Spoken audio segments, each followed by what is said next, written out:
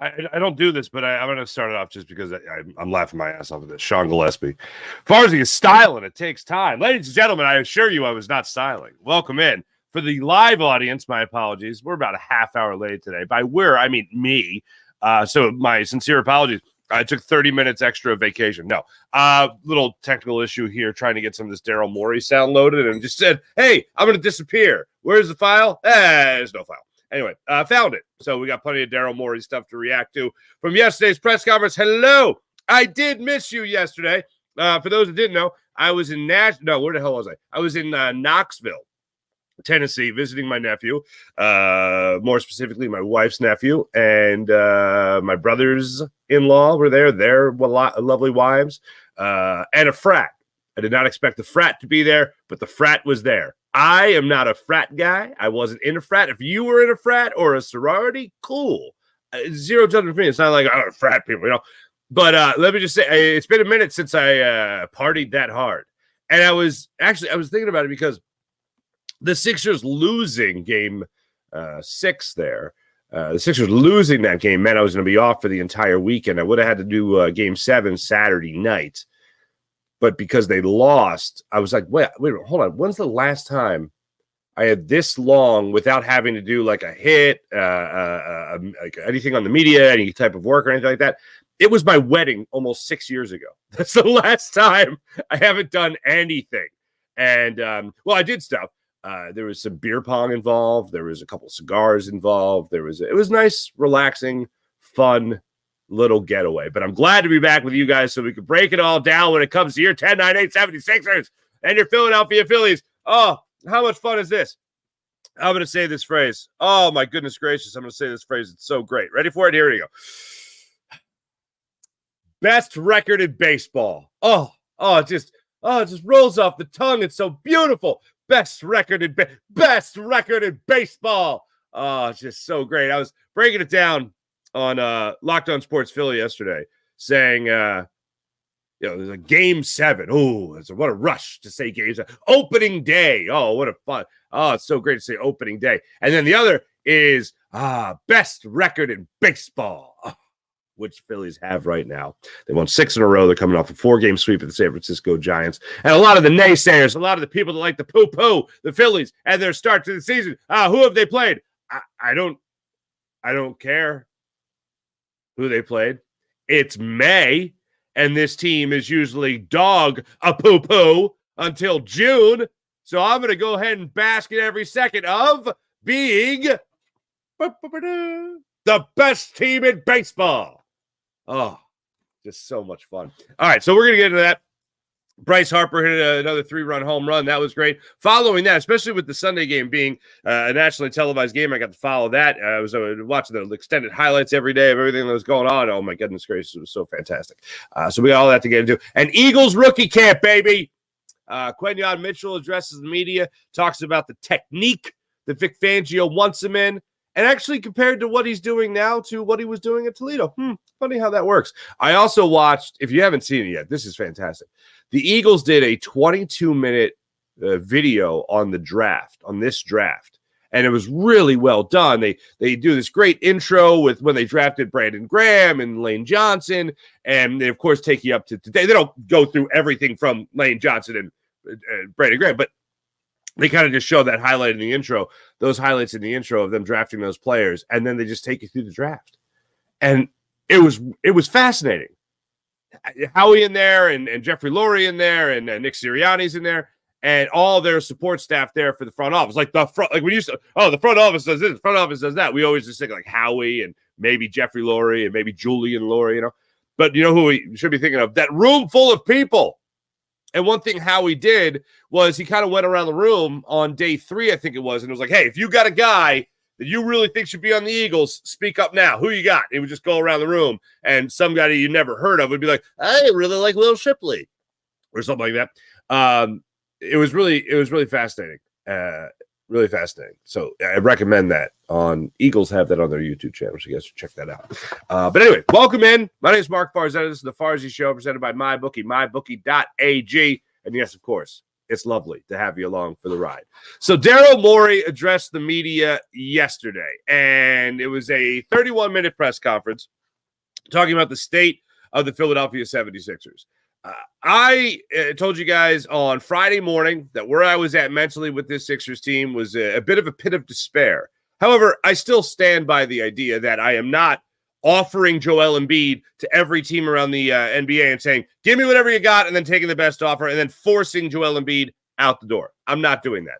However, I am in a very similar situation that I was last year, where maybe I'm not just sitting back and waiting for teams to call me about Joel Embiid. Maybe I gotta catch a little wind that maybe somebody's willing to offer something of top dollar for Joel Embiid. I'm going to listen to that offer because the Sixers right now are standing on this abyss where if they don't win this year or next year, the process was for nothing.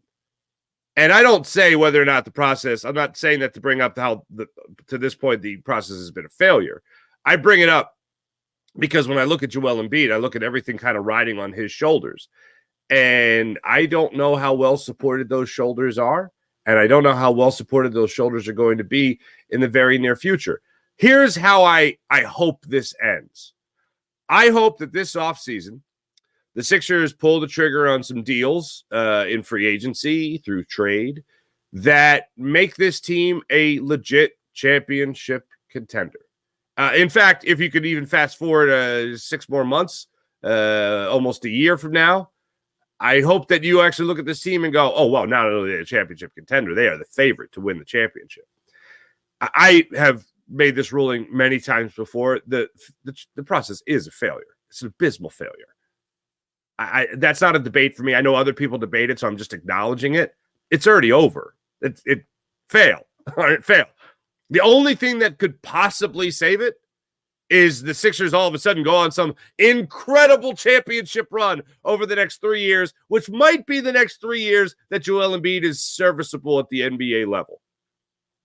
So I don't have eternal optimism that that's going to happen. And that's why I'm at least entertaining the idea of moving on for Joel Embiid to almost reset the window and surround that window and those other players around Tyrese Maxey as opposed to Joel Embiid. Now, if you're Daryl Morey, you want to make it abundantly clear that no one's available on this team right now with Joel Embiid and Tyrese Maxey. They're the 2 players that I am building around. And if there was a repeating theme from yesterday's press conference with Daryl Morey, it's that Tyrese Maxey and, of course, Joel Embiid are the team players here that he is going to be building around. And even going so far as to say at one point in the press conference that when it comes to adding players, Paul George, when it comes to adding potential players that could be a fit around these 2 players, he is going to consult Tyrese Maxey. He is going to consult Joel Embiid. That's the caliber of player and personality of the player that is going to be coming in here to try to help put this team over the top. That was a repeating theme of yesterday's press conference, but nothing was more important than Joel Embiid and Tyrese Maxey are the guys that will be here for the foreseeable future that they're going to try to win with. Because Daryl Morey is on a short leash now. He drafted Tyrese Maxey. That was an incredible pick, as we all know.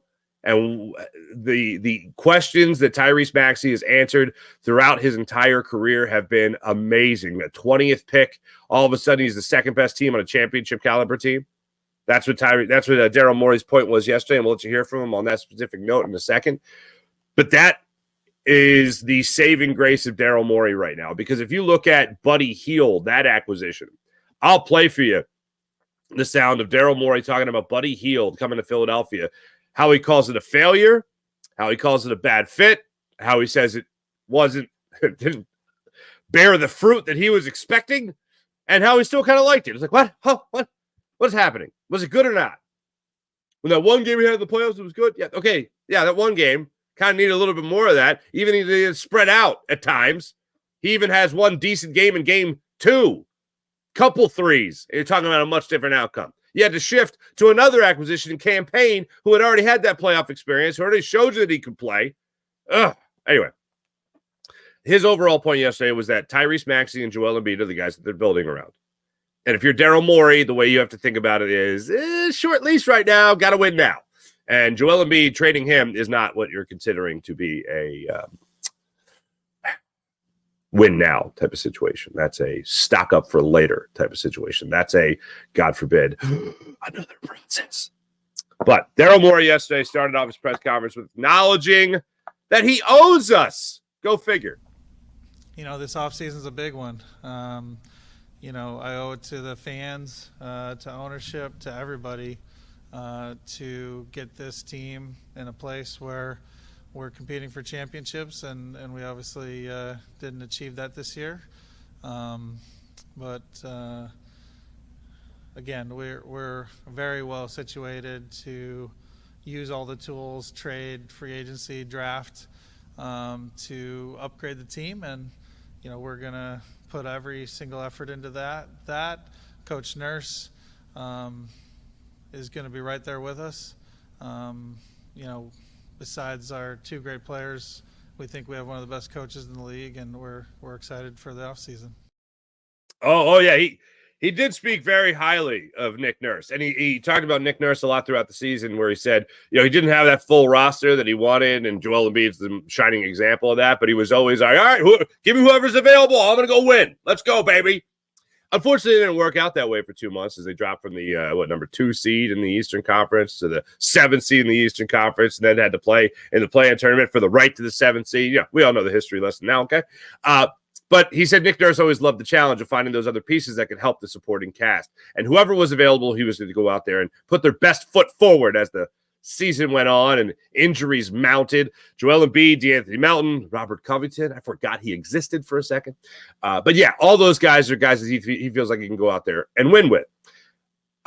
When you talk about building a roster, now Paul George is the name that everyone's talking about. And the reason is because he is expected to opt out of the $44.5 million with the Clippers and explore other options.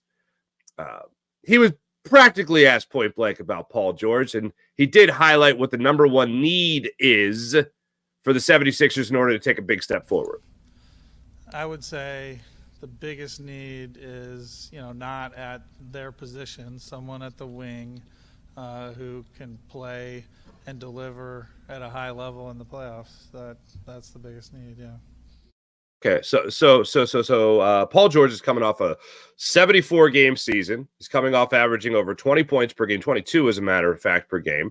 He's a 9-time All-Star. Okay, he's a pretty good basketball player. He's 34 years old. The only reason I highlight Paul George's name is because that's what everybody goes to, and I understand why everyone's going to that name. But the interesting thing about it is that if you're taking an aging player and you had an aging player here in James Harden, you're kind of just flipping things out. Now, maybe you're going to give the opportunity there for Tyrese Maxey to be really running the show as far as a guard position goes. That's the biggest change there, and that's what I would jump to if the Sixers made this acquisition this offseason. I mean, I have had a man crush on Zach LaVine, like a lot of other people, for quite some time. I would love to see him here in Philadelphia somehow, some way. Maybe that's the better option for Daryl Morey to make that kind of move, however he can make that move. But one of the things he constantly went back to, if there were repeating themes, one, as I told you already, was Tyrese Maxey, Joel Embiid. Those are the guys. Nick Nurse, those are the guys. But they also have a lot of money. They also have some good assets they could potentially part with. 16th overall pick in the upcoming draft. Said he's impressed with what they have at the option, or that is a legit option at 16. Says they got a lot to play with when it comes to making any type of acquisition, especially in the money department, more than what most teams have. $45 to $55 million. That's a lot of money to be kicking around in this upcoming offseason. I think, first off, I am of the school that the Sixers absolutely need that wing player.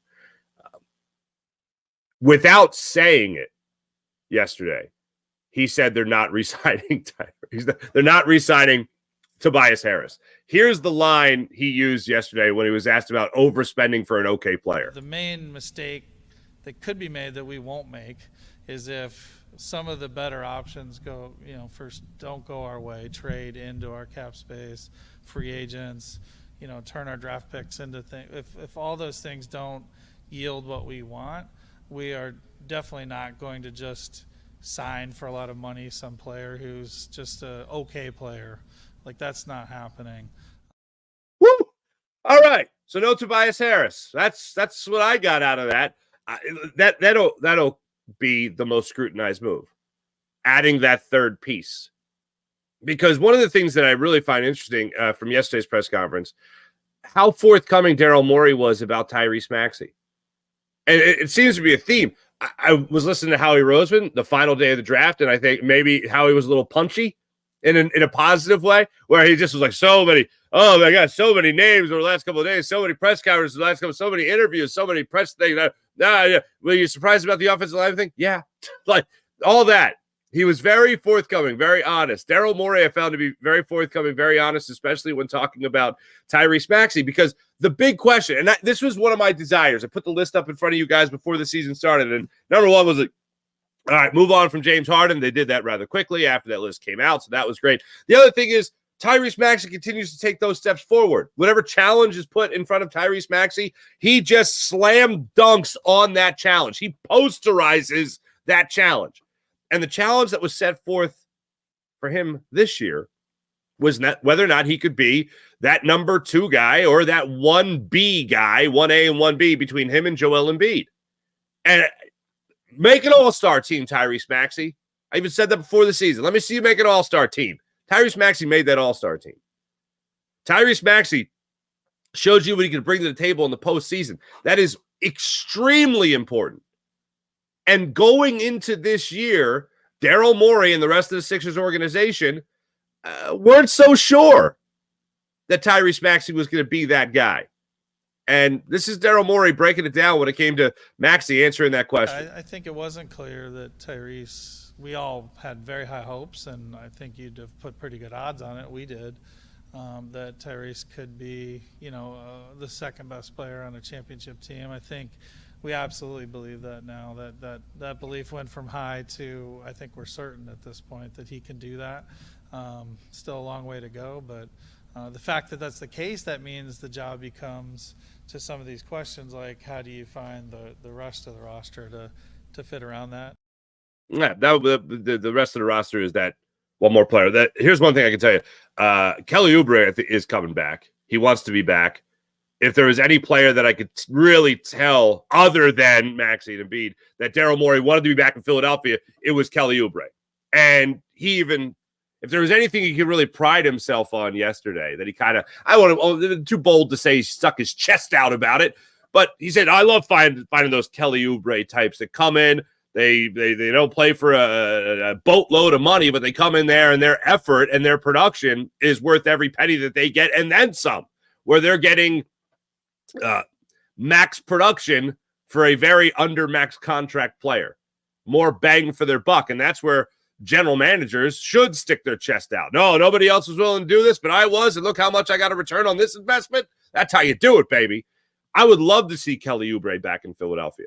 And if I have a starting lineup going into next year, and you're telling me that I got Maxey, I got Embiid, and I got Kelly Oubre, I'm feeling pretty good. Not about winning a championship, but about, all right, we feel pretty good about this starting 5. Let's keep rounding this out. Who else are you bringing in? Are you bringing in Paul George? Are you acquiring Zach LaVine? How are you going out there and rounding out the rest of this roster? That, of course, is where the question is, and that's why this is such an important offseason for the 76ers. You have 2 guys there, and I think you're going to have 3. Maybe even Kelly Oubre comes in and does what he was originally meant to do, which was come off the bench.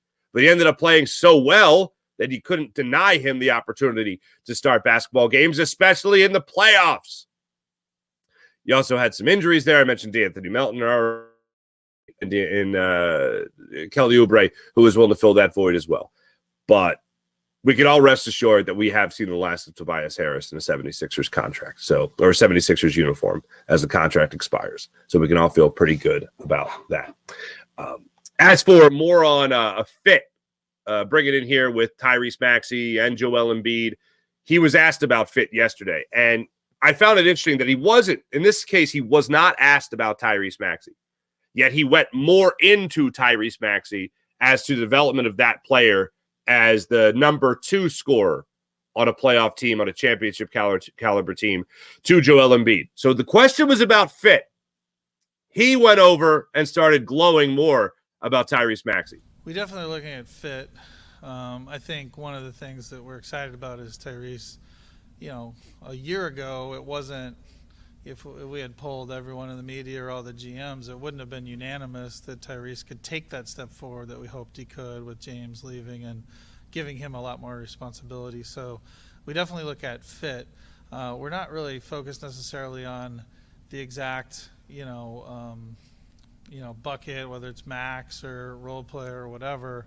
We're focused on getting the best players within the CBA constraints, which is basically like you only get so many, you only have so much money.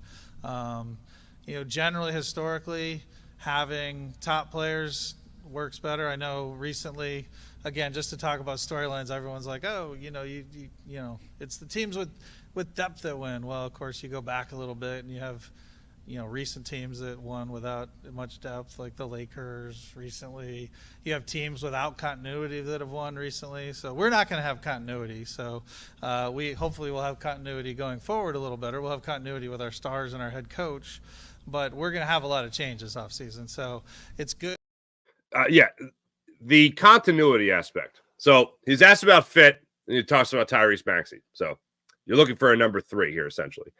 Then he goes into the idea of talking about this roster, talking about this team and all the changes, and the continuity is not going to be a thing. I want to put one thing to bed because it was so important after the Sixers lost to the Knicks.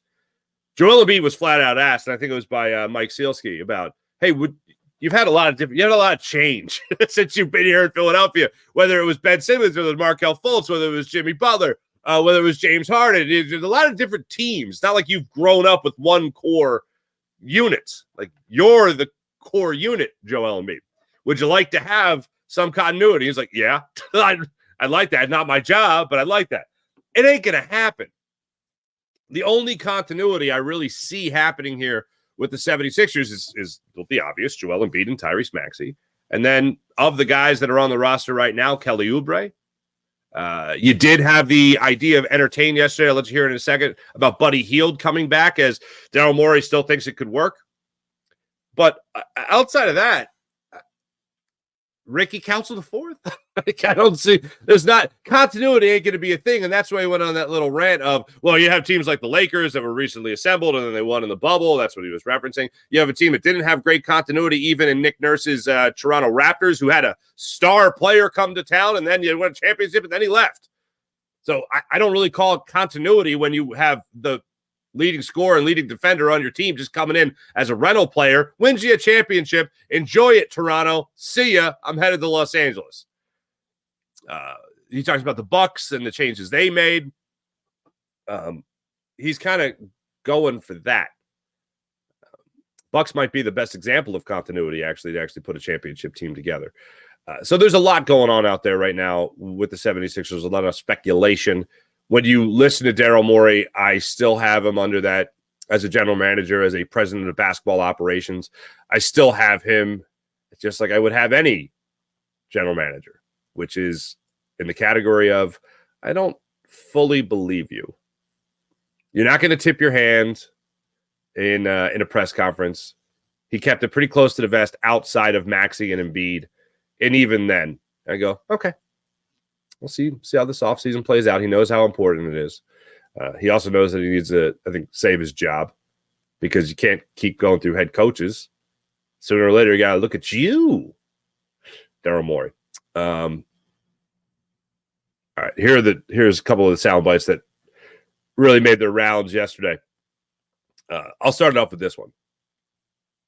Confidence, and then Buddy Hield. Because the Buddy Hield one, if you're driving listening to this, you might want to pull over because your head might be spinning. All right. And I want everyone to be safe out there on the roads. But here he is on the question. This was Keith Pompey of Inquirer.com asking him, why are you confident you can turn this around and get this team to be a legit championship contender? I think, Joel, Tyrese, and Nick give me the confidence that we have a good shot. Look, most of the paths you go down in the NBA lead to a dead end because, they're only letting one team win, and 29 teams are having this press conference every year. I think we put ourselves in a good position most years to win, and I just got to keep working hard to get put us in an even better position. And we have an opportunity to do that this offseason. All right. If you're a big Daryl Morey fan, and I know in this day and age, it's so weird. People are like Team Morey. Like, there are individuals, non-player individuals, that become bigger than the team. We went through it with Chip Kelly. We certainly went through it with Sam Hinkie. And as an extension of Sam Hinkie, now it's Daryl Morey. I am so out on that. To me, there's nothing bigger than the team. And I could back one person's philosophy, and then the minute that's showing the signs of, oh, wait, this was a bit of a mistake, I don't attach myself to that. I'd be like, no, it's this or ride or die. No. Oh, now we're discovering that this wasn't the right way to go about it. Let's get the hell out of this. Let's admit the mistake sooner rather than later. So watching Daryl Morey yesterday, I had that in the back of my mind. And he's talking about the reason he can be confident in this team winning. And it just goes down to the players. And I like that. This is going to be an overhaul. We went over the list yesterday, Monday, of unrestricted free agents of the Philadelphia 76ers. I mean, geez. Tobias, Oubre, Lowry, Hield, Covington, Batum, Melton, Payne, Mo Bamba, KJ Martin, Paul Reed as a non-guaranteed. Who do you have to bring back on that team? I'll tell you the guys I don't mind. I mean, obviously, I already mentioned Kelly Oubre. I don't mind Nico Batum and Cam Payne. Those are the names of the guys that are out there. KJ Martin, sure. But if you're talking about bench guys, talking about role player guys, those are the guys. Other than Kelly Oubre, yeah, bench guys, the rest of them. And Kelly Oubre, depending on who you would bring in the offseason, could also be a bench guy on this team and be pretty damn good. I'd love to see the spark off the bench. First off, we'd love to see somebody that's a better option than him in the starting five. Great. And then after that, have him come off the bench? Hell yeah, man. Let's party. But I think Daryl Morey has reason to be optimistic. If you do have a bona fide number one MVP caliber player, and then you do have a bona fide number two all-star in Tyrese Maxey, then I think you're feeling pretty good about at least what you're building around. Because it's a superstar league, as we all know. And that's why when you have games like Game 2 with Joel Embiid, or you have games like Game 4 in the fourth quarter with Joel Embiid, and he disappears, then that's a concern. That is a problem. You need to be able to rely on those guys at that time. And if you can't rely on one of them, you got to rely on the other.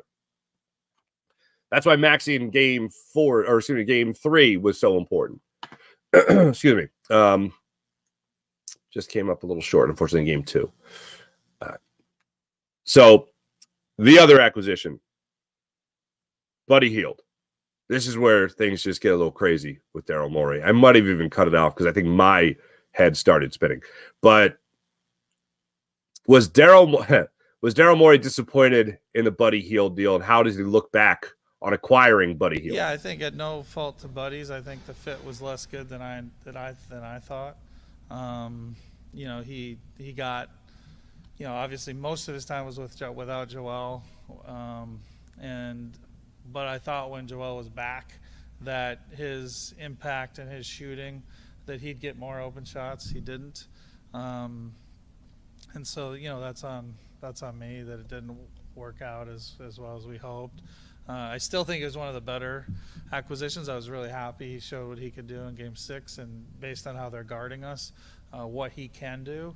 But for sure, I mean, there was no one more disappointed than him that he, fell out of the rotation because, I think Nick correctly saw, based on how they're guarding us, that it was hard for him to impact the game. And then when they changed up how they're guarding us, he did show what he can do. So. But yeah, I think Kyle Lowry and Cam Payne, both of them really added to the team, and I think so they were able to add at a high level. And then Buddy, it didn't quite work as well as we'd hoped. But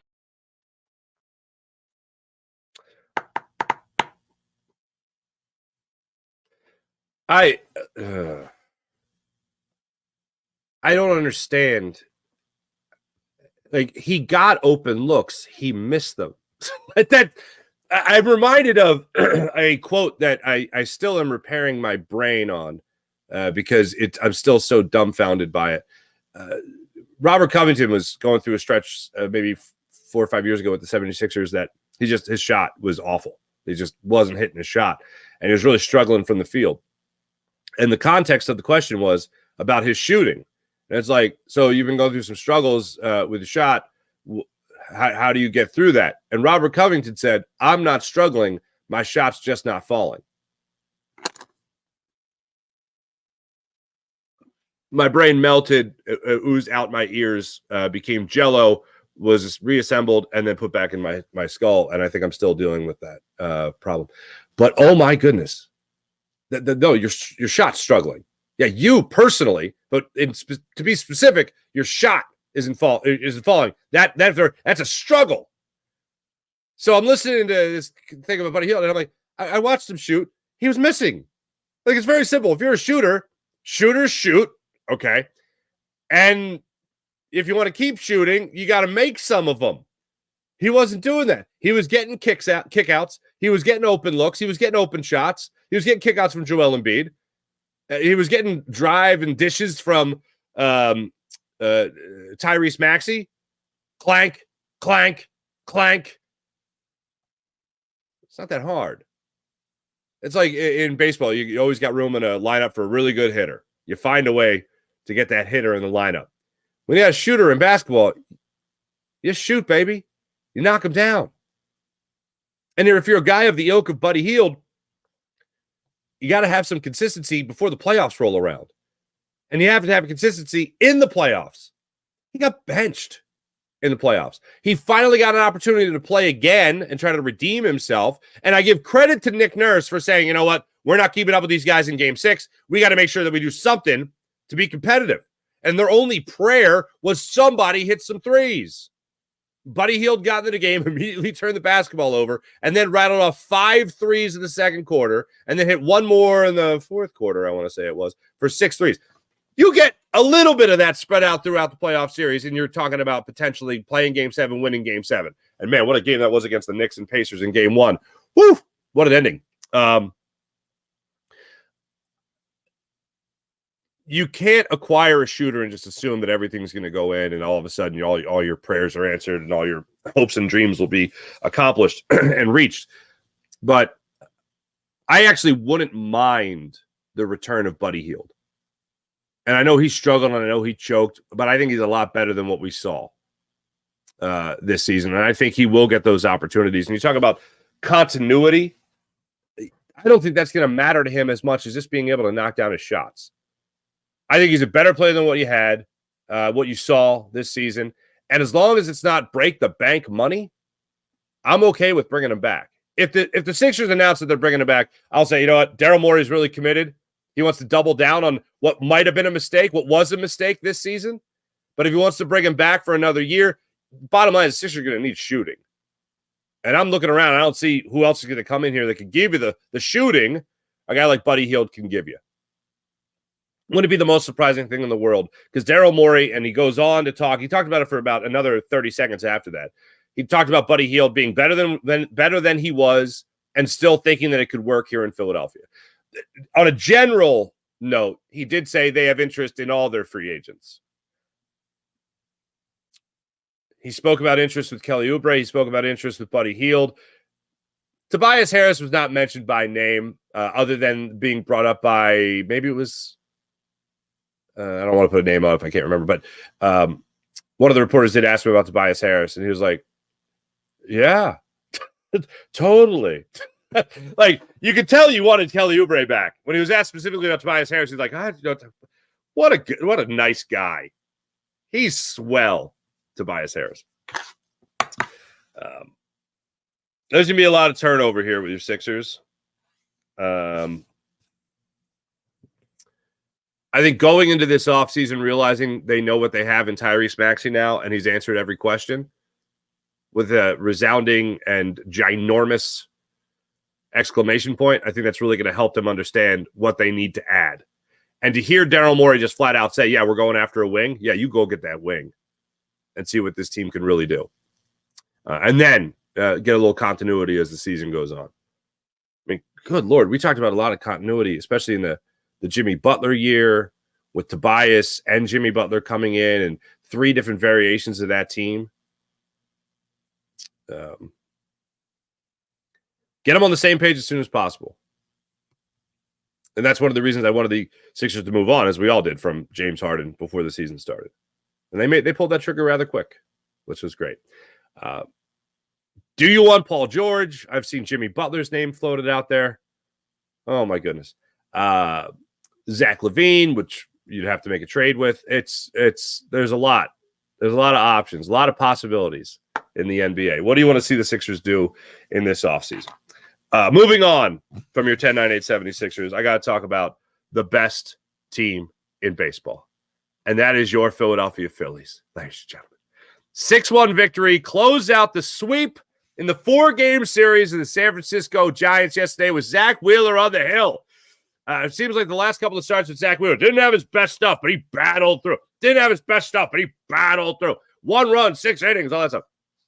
Yesterday, 1 run, 7 innings, 11 strikeouts. And holy Stromboli, what an insane strike zone that was yesterday. It's usually, Roy Halladay would always talk about the strike zone. I got to throw it into a shoebox. Okay. Yesterday, it seemed like a jumbo-sized moving box. Like an extra large moving box from Home Depot that you got to throw that ball into. That's how wide that strike zone was yesterday. So seeing Black get the strikeouts, Mason Black for the Giants, the local kid that got his start yesterday, seeing him do that, wide strike zone. Seeing Zach Wheeler do it yesterday, wide strike zone. He certainly was taking advantage of that. And when you really break it down for him, yesterday you're talking about, oh my goodness, what a job he did. I believe it was the 4th inning where he was really taking advantage of how wide that strike zone was and got 3 of his 11 strikeouts. Fitzgerald was struck out on in that 3rd inning on a sinker that absolutely fooled him, so that was just a great pitch. Then he got him on the fastball away to Reitz and didn't know what to do with that pitch. And then Lee flew out to the left field. In the 4th inning, he gets Estrada to strike out on the sweeper away. He gets, he walks Conforto on 4 pitches, and then he strikes out Chapman in the 7-pitch at bat with the fastball that he just snuck by him.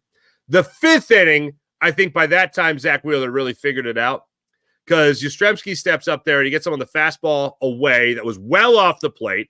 Yaz, the grandson of Yaz, was rather off-put by how off the plate that pitch was.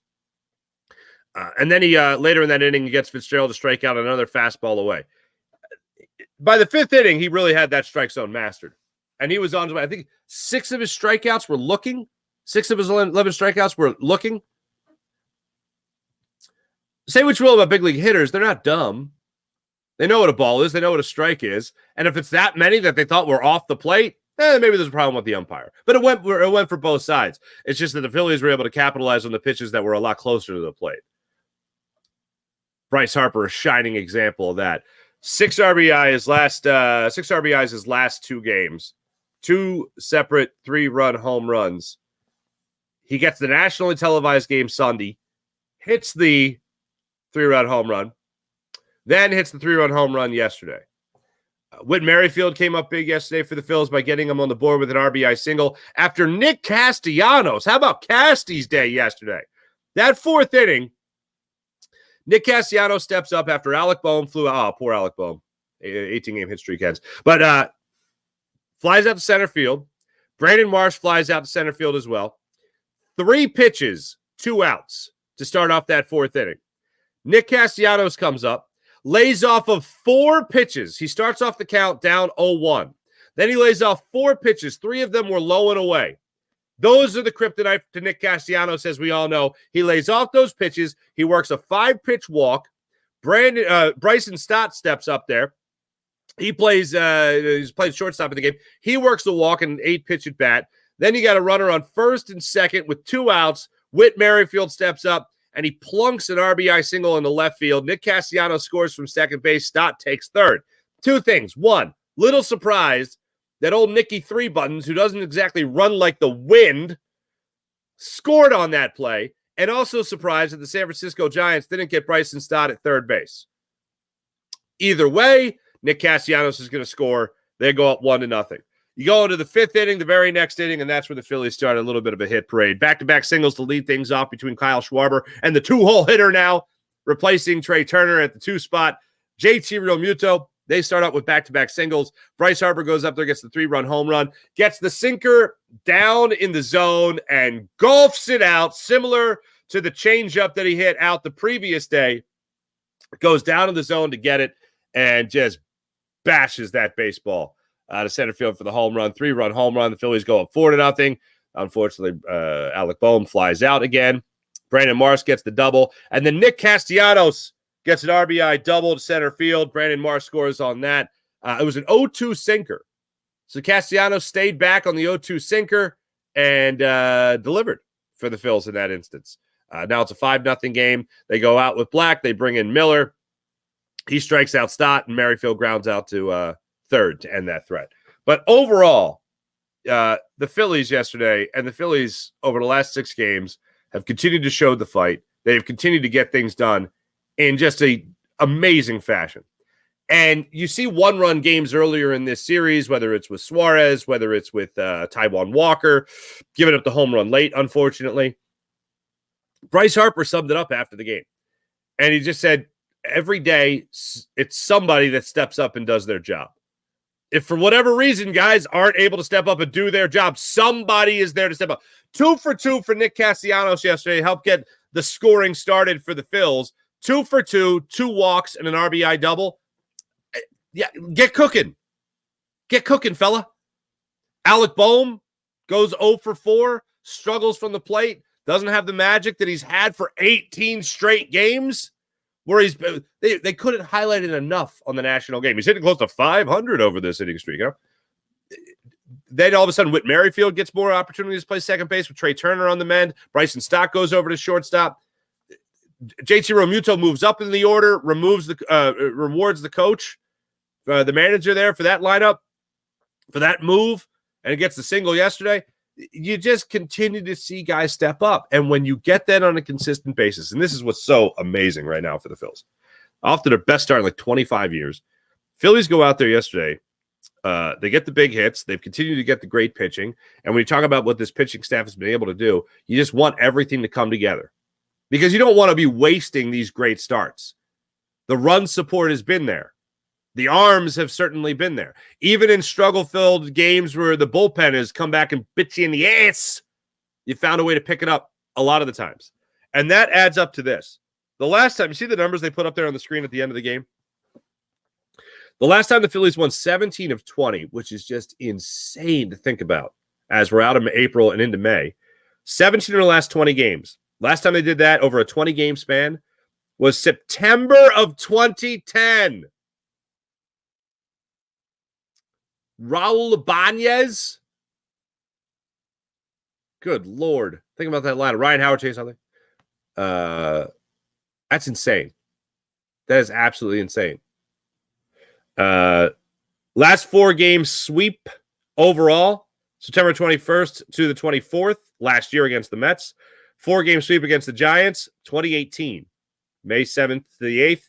And then this going into yesterday, the Phillies coming out of the game yesterday, the Phillies had a 3-game lead. They'd opened up a 3-game lead in the NL East. 3-game lead over the Braves. Braves took another L yesterday. They are still 3 games behind the Phillies. How about that? You love to see it. Now, they did play I will say they did play a little team called the Dodgers, who are 7 games over 500, so they're pretty good at baseball, as one would assume with that payroll. So that's the way that game broke down. Holy Stromboli is what I gotta say. I'm sorry, that was not Monday. That was Sunday. I forget I was off yesterday. They were not. But yeah, the Phillies still 3 games in first place in the NL East. Not too shabby. They open up a 2-game series with the Blue Jays. They're coming to town starting today, 6:40, and then 105 tomorrow, 110. So a brief 2-game series with the Blue Jays as they're coming into town, and the Phillies look to keep going. Eagles rookie camp. Couple of things from the weekend that I really enjoyed. Nick Sirianni said this during his press conference Friday. I want to say it was, maybe it was Saturday. So the rookies are in. They're not doing a lot. Everyone's learning exactly what the team wants from them. Not big on the scheme just yet. Certainly not game planning by any means. But it really speaks volumes to me that in the building are Jordan Mailata, Landon Dickerson, and A.J. Brown. These guys are in the building meeting these rookies. Like Jordan Mailata went to the offensive line meeting for the rookies. The guy was in Australia 20 seconds ago, and now he's sitting in the film room with the offensive linemen for rookie camp. People talk about the culture with the Eagles. It can't be like this everywhere. But to see guys like that, Landon Dickerson and Jordan Mailata, they just got paid. A.J. Brown just got paid. And these guys aren't taking their foot off the gas. First off, what a diva A.J. Brown is. Oh, my goodness. These rookies just come in and he wants to make it about him by being such a great teammate. What a diva. For the people in the podcast, I really hope you picked up on that sarcasm surrounding A.J. Brown being a diva. Anyway, that's awesome. And when Nick Sirianni addressed the media and he highlighted that those three players are in the building and they're helping out the rookies, they're meeting the rookies, they're coaching up the rookies, that speaks volumes to the culture. Now, specifically about the culture, Nick Sirianni said that one of the things he is requiring of the rookies that come in here is, hey, absorb the culture of this building, baby. He didn't say that, but he said absorb the culture. I added the baby. Just understand the way we do things here in Philadelphia, the way we do things here at the NovaCare complex. Get your feet wet at everything that we do and the way we do it. And there's no better way to do that than, hey, here are some seasoned veterans that just signed some big dollar deals, and they're still here to help you. Absolutely love that. He also talked about getting to know Vic Fangio a little bit. I like that one of the first things he jumped to was, well, he's always in on the cheesesteak runs. That's like, hey, I'm not going to question the culture in that regard. And then Quentin Mitchell addressed the media. As I said at the start of the show, what they asked of him is very similar to what he was doing at Toledo, which seems like a pretty good fit. And as of right now, they're asking him to learn a specific technique. He didn't go into the specifics of the technique, but they have said, hey, look, we want you to do this in this way, in this form, and this, we want you to go about it this way. So that's what he got into. This is pretty awesome. Cooper DeJean addressed the media. DeJohn. And a video came out from the Eagles on just how they pursued Cooper DeJean.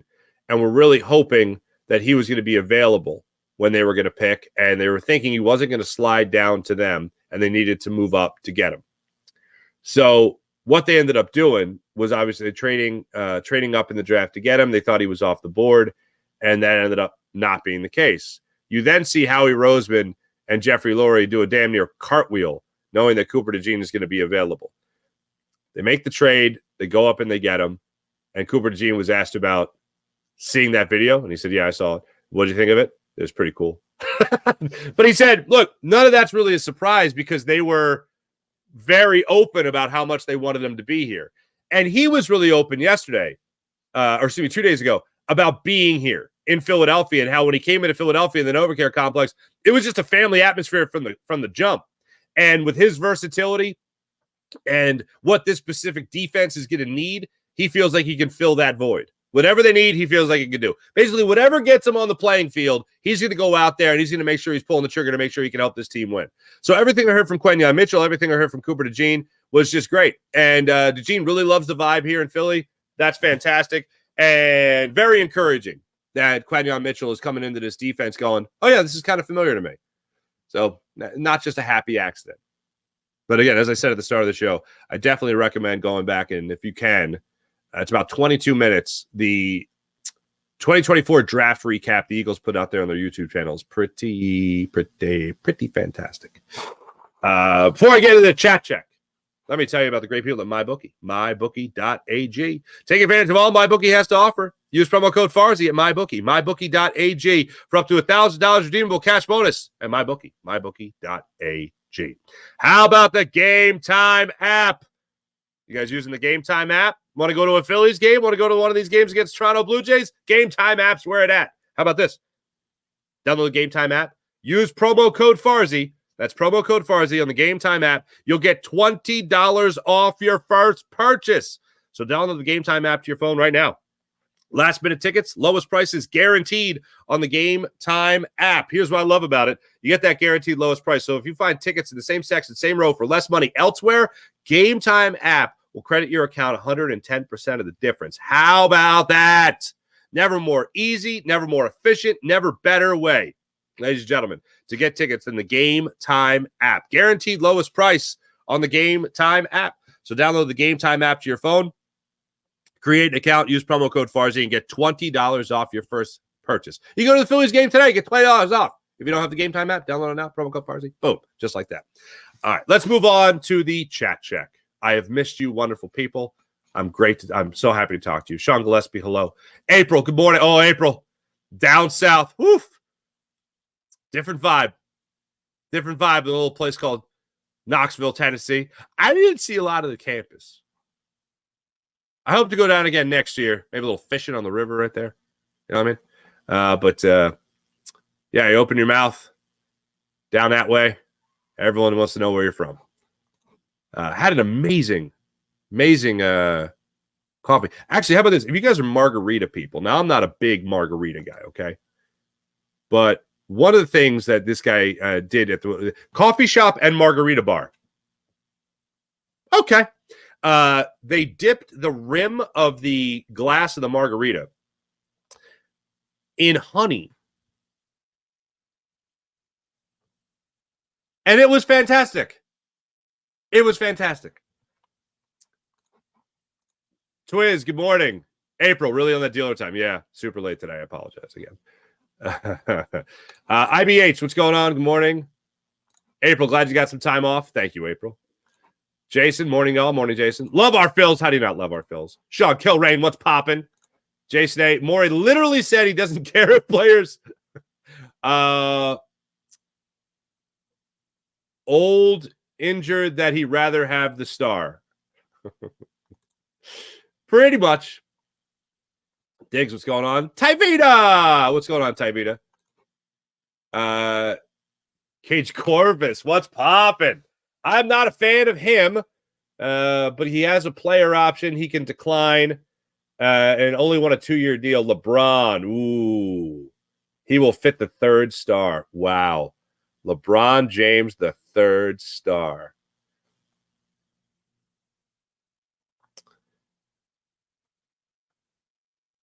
I really have to do some method acting when I think about LeBron James as a 76er. In other words, I have to really put myself in the place that it's already happened. How do I feel? I feel fantastic. LeBron James is a 76er where you can allow him to be 36. God, how old is LeBron now? 37. You can allow him to be the aging veteran around the young up-and-coming or arrived Tyrese Maxey, around the MVP status of a Joel Embiid.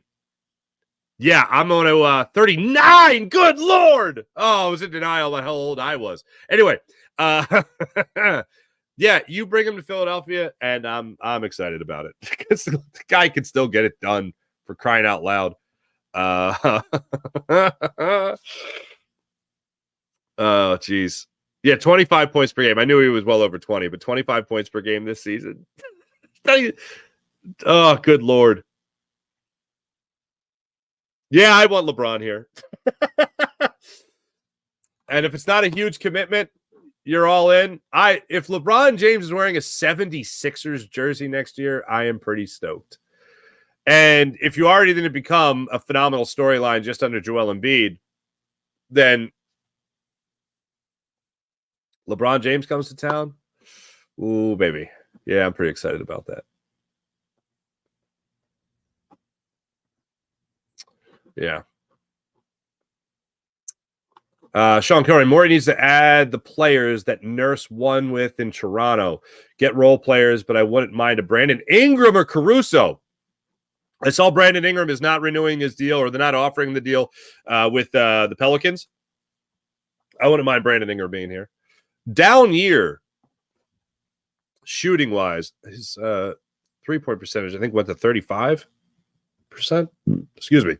Brandon Ingram. Yeah, 30 dropped from 39 to 35% from three this season. Not great. Not great. But if you're telling me Buddy Hield or Brandon Ingram, yeah, let's cook with Brandon Ingram. And then you get the number 2 overall pick in the Ben Simmons draft. So then it would be like, okay, if you didn't get Ben Simmons, then you got Brandon Ingram. And if you didn't get if you got Markelle Fultz, see, here's the thing I'll draw with. So we broke it down last week. The Fultz trade is what led to Tyrese Maxey being here. So if you would have told me that if you would have told me that Markelle Fultz developed into Tyrese Maxey, I'm pretty happy about that. April, Morey needs to get it together. Yes, he does. Ty Vita. I don't like the fact that he wouldn't mind getting another older player. It makes me think Doc Rivers wasn't the only problem with the team. Yeah. Put it this way. If you're in win now mode, you're not developing. And with the Sixers being in the place that they're in right now, that's a wee bit of a problem. Because Morey is on a short leash now. You have the coach you want. You got the star player you wanted in James Harden. That didn't work. Now you might go get another aging player when you didn't want to sign an aging player last year. Great. So now what? It is rather confusing. Hutch, these boys are ready to play. Wheeler is on fire. Phillies are just fun. Who was I talking to? Oh, so my one of my sisters-in-law, she's from Baltimore, and when we were down in Tennessee, I was watching the Phillies game, and she's like, Phillies are really good this year, right? I'm like, best record in baseball, you know. And she's a longtime Orioles fan, and you guys know my grandfather was an usher for the Orioles for 25 years. So my mom's from down there, so I have a little soft spot in my heart for the Orioles, you know. And they've been terrible for a long time. And all of a sudden they're good. She's like, when you have a good baseball team, summer is so much more fun. And I was like, hell yeah. I mean, we're only recently going through this again in Philadelphia. When you have in the summer, when you know you can go to the ballpark on any night and see your team win, oh my God. That just makes a sports fan's life so much easier in the summer. When you just know you could go to a ball game, watch your team win, watch your team rake like 08, 09, 2010, 2011. When that team is great, when your baseball team is great, oh man, there's nothing like it. Duck was never the only problem. Morey and the Sixers management didn't make good decisions. Sean, fair enough. Tybee, Paul George thing scares me. When Morey said he would get an older player, it kind of makes me think he's willing to pay whatever just to get a star that's past their prime. So a star that's past their prime is going to be really expensive, but is their workload diminished because you have Joel Embiid and Tyrese Maxey? That's one of the things I'm trying to wrap my head around. Because look, put it this way: I feel like the Sixers are going to get. I think they have a legit chance to get LeBron James. I think they absolutely have a legit chance to get Paul George. You're talking about aging players. There's an opportunity. Jimmy Butler could be in the mix as well. There's these names that are out there where you're talking about aging players, but these aging players are coming from a spot where they're the number 1 or number 2 guy. And if they come here to Philadelphia, they'd be a number 3 guy. The problem is they're going to get a lot of money for not doing a lot more, for doing a lot less. So is that attractive to you? Well, if it's a 2-year, 3-year deal, I don't mind it as much. 2-year deal especially. But that's kind of the rock and the hard place the Sixers are in right now. Been going backwards since Morey arrived. That's what it seems like now. You're right. Frank, Morey's crowning glory as a GM is trading for Harden. His crowning glory, which in retrospect was an epic failure. Yeah. Oof. Ref guiding the Knicks through the playoffs is disgusting to watch. I don't know how you call a moving screen. I don't know how you call a moving screen on that.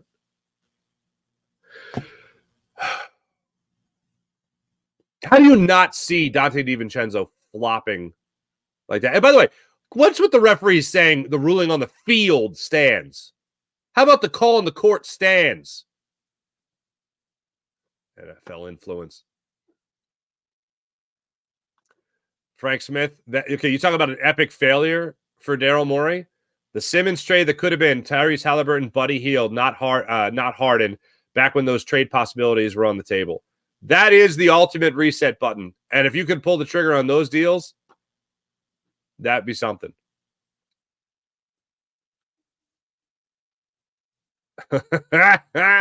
Nobody in the city wants to buy us back. Best wishes to him and his future endeavors. Absolutely. Good luck with Crumble Cookie. Sixers aren't worth the conversation. Zach Wheeler is the best Philadelphia sports team free agent signing in the history of the city. I mean, Bryce Harper did win an MVP. But I mean, yeah, I think it's a conversation.